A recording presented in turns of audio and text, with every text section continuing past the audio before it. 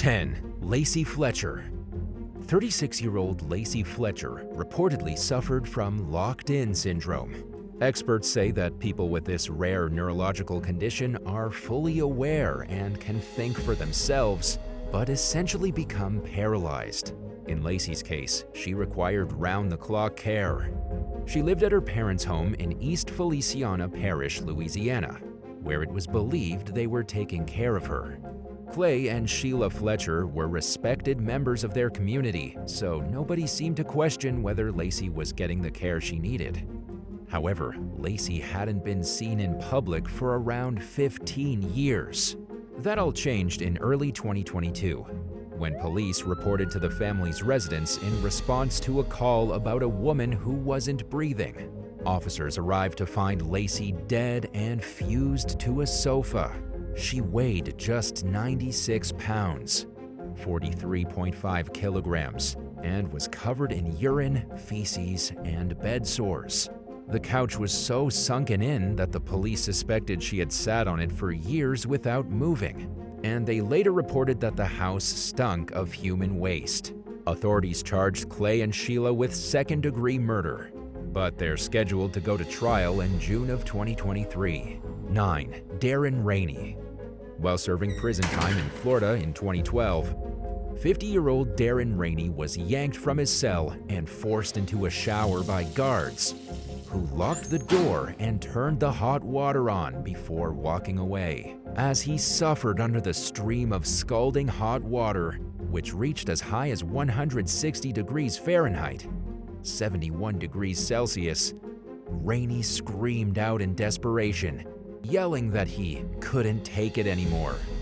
Nearly 2 hours later, he was found dead in 3 inches, 7.6 centimeters of water with red peeling skin. Journalists from the Miami Herald launched an investigation. They found evidence that guards purposely rigged the shower to punish prisoners, indicating that Rainey may not have been the only one to undergo the cruel treatment. A report detailing the journalists' findings also accused staff members of various other brutal punishments. Despite this, a state attorney's report found no wrongdoings on behalf of prison staff. It described Rainey's death as accidental and said there was no evidence that the guards acted recklessly or with a disregard for his life. The report pointed toward Rainey's schizophrenia and a heart condition as factors in his death. According to the medical examiner, he didn't suffer from any burns, and his skin may have peeled when he was being removed from the shower. However, a paramedic claimed to observe third-degree burns and said that Rainey's skin fell off to the touch.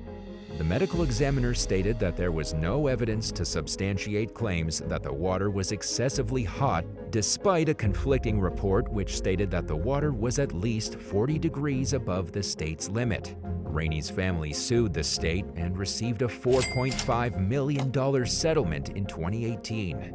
But it didn't answer the lingering questions surrounding the inmate's death. The final autopsy report was never released, but the authorities stand by their findings that the prison guards didn't act abusively. 8. Involuntary shelter. People who were down on their luck often sought refuge at Imperial Valley Ministries in California, which claimed that its mission was to restore drug addicts and their families. The church offered shelter and food and promised to connect its clients with resources they needed to get back on their feet. But what went on behind closed doors was a different story. Downtrodden guests were forced to hand over all their personal belongings and surrender their welfare benefits before getting locked inside the shelter at night. The windows were nailed shut and the clients were banned from speaking with their families. Many of the people who stayed here were forced to panhandle for up to 9 hours a day, all under the watchful eye of their alleged captors. At the end of the day, they were required to hand over all their donations to the church. They were also banned from discussing worldly topics or reading anything other than the Bible. The people who sought help at Imperial Valley Ministries often felt trapped. One young woman escaped by shattering a window and fled under the cover of night. She then ran to a neighbor and called 911. Her report sparked an FBI investigation, and and the findings revealed that many former tenants also felt that they had been victimized. In 2019, several of the church's leaders were federally charged with forced labor and various other crimes. Former pastor Victor Gonzalez initially denied any wrongdoing, but took a plea deal in 2022. Afterward, Gonzalez pleaded guilty to one count of conspiracy to commit benefits fraud. As part of the agreement, he admitted that clients were confined against their will and banned from seeking employment outside the church. He also confirmed that residents were required to meet quotas with the donations they collected. Two of Gonzalez's co-defendants also pleaded guilty, but unfortunately, their sentences are unknown. 7. Reginald Gaskin. While working as a baggage handler at Charlotte Douglas International Airport in North Carolina in early 2017, 45-year-old Reginald Gaskin somehow got trapped in the cargo compartment of an Embraer passenger jet. He traveled as an involuntary stowaway during the 90-minute flight from Charlotte to Dulles Airport in Washington, D.C., and miraculously survived. It's unclear whether the airplane's cargo hold was pressurized or temperature-controlled, but most commercial jets aren't. During the flight, the 50-passenger aircraft reached a peak altitude of 27,000 feet, 8,230 meters. This alone would be life-threatening to anyone in a non-pressurized or temperature-controlled part of the aircraft due to the extreme cold and lack of oxygen they would experience. If that was the case for Gaskin, he was incredibly lucky to survive.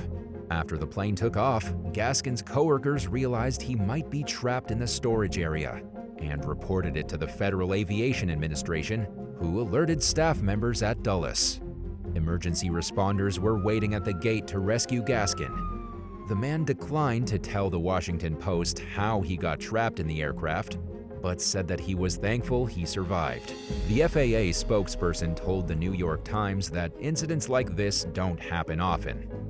They also said that an investigation was underway to determine if the company Gaskin worked for was following standard procedures to ensure that no employees were in the cargo hold. 6. George Torres. In what she later described as a game of hide-and-seek gone wrong, 42-year-old Sarah Boone claimed she accidentally killed her boyfriend when he turned up dead in 2020. Police arrived at the couple's home in Winter Park, Florida, to find 41-year-old George Torres dead, trapped inside a suitcase. Boone told the reporting officers that she and George were playing hide-and-seek after a night of drinking. She said they thought it would be funny for him to squeeze himself into the luggage and for her to zip it up with him inside. After doing so, Boone claimed she fell asleep due to the lingering effects of her alcohol consumption the night before. Unfortunately, George died inside the suitcase. A video found on Boone's phone showed George screaming at her from inside the suitcase, yelling that he couldn't breathe and to let him out.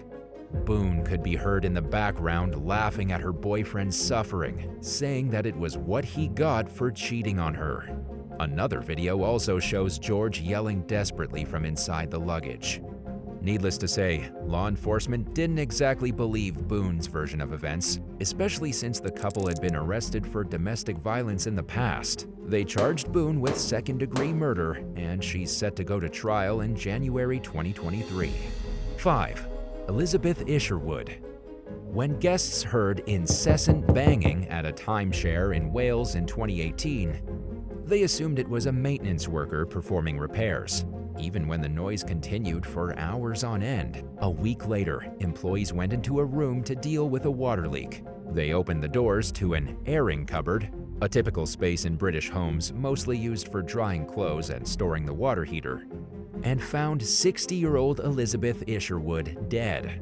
Isherwood, a former policewoman who went by the nickname Mary, apparently mistook the airing cupboard for a different room and stepped in during her stay at the resort. The door then closed behind her and the handle fell off, leaving her trapped inside. The noise guests were hearing was Mary trying to get someone's attention in hopes of being freed. At one point, she became so desperate, she dismantled part of a pipe in an effort to break through a wall. The pipe started to leak cold water, and Mary became too exhausted to continue clawing at the wall. Hypothermia set in, and eventually she passed away. 4. James Rogers. 72-year-old James Rogers and his dog got into a Corvette one day in 2015 and suddenly couldn't get out.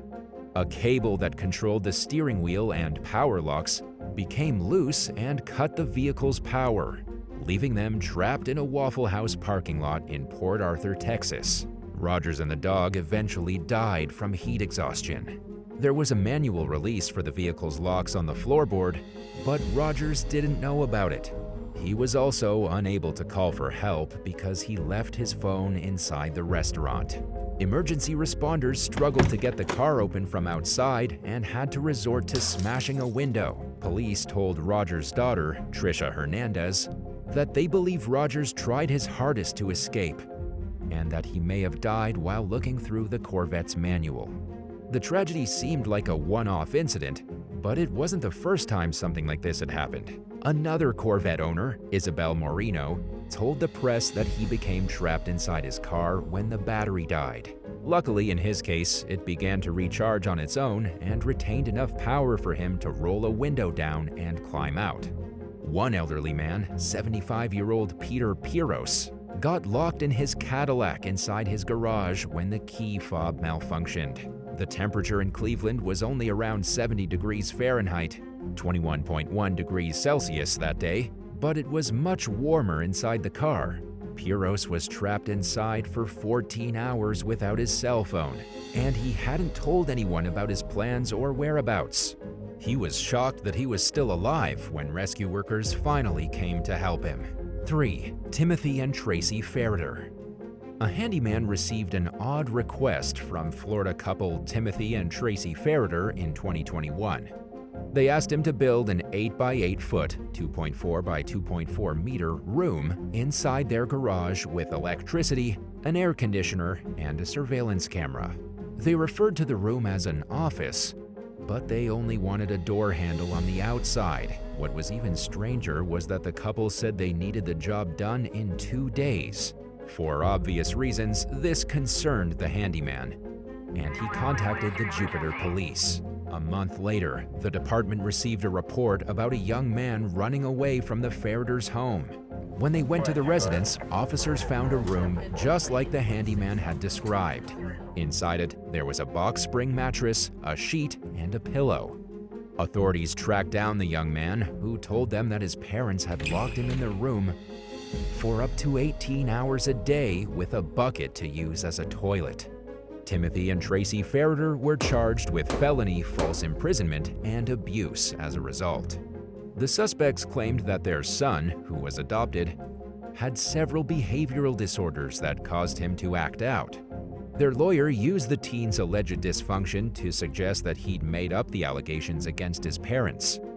But a report claims that 2 household members corroborated his statements about being mistreated, and a jury will eventually get to decide who they believe is telling the truth. The jury will also determine if the young man's behavioral issues should even have any bearing on whether it's okay to imprison someone in a dank, windowless room. The couple is slated to go to trial in May of 2023. 2. MAHAMADOU DANSOGO. In what can only be described as a freak tragedy, 33-year-old Mahamadou Dansogo got trapped inside a walk-in freezer during an overnight shift at a bakery in Brooklyn. He was cleaning a machine inside of the freezer when something went terribly wrong. His coworkers found him deceased 5 hours later when they arrived for their shift. It appeared as though the machine Dansogo was cleaning somehow turned itself on, causing many to wonder why the machine lacked any emergency switches or other safety features, and also sustained blunt force wounds to his torso and extremities. There were no drugs or alcohol in his system, ruling out any concerns about his ability to think clearly at the time. The New York City Medical Examiner's Office ruled Dansogo's death accidental. He left behind 5 children and a wife in Mali, and had recently moved to the United States in hopes of giving them a better life. Sadly, he never got the chance. 1. Clara Paulino. While searching for an item in the back seat of her police officer husband's patrol SUV, one day in 2020, Clara Paulino got locked inside. The vehicle was parked outside of the couple's Miami Shores home, and Clara's husband was sleeping after a night shift, leaving her utterly trapped. Because the back seat was designed to only be accessible from the outside and to keep suspects from reaching into the front, she couldn't even press on the horn to get someone's attention. Outdoor temperatures reached over 90 degrees Fahrenheit, 32 degrees Celsius that day, which means that the temperature inside the SUV was much hotter. Clara was found dead from heat stroke with her fingerprints all over the vehicle's interior, suggesting that she spent her final moments panicking. Nobody knows how long she was in there before her family discovered her remains that evening. Clara's tragic death was ruled accidental. Would you rather spend 3 hours handcuffed and locked inside a police cruiser, or go 3 days without using your cell phone or the internet? Let us know in the comments below. If you enjoyed today's video, be sure to subscribe to the channel. Thanks so much for watching, and we'll see you in the next one. Bye.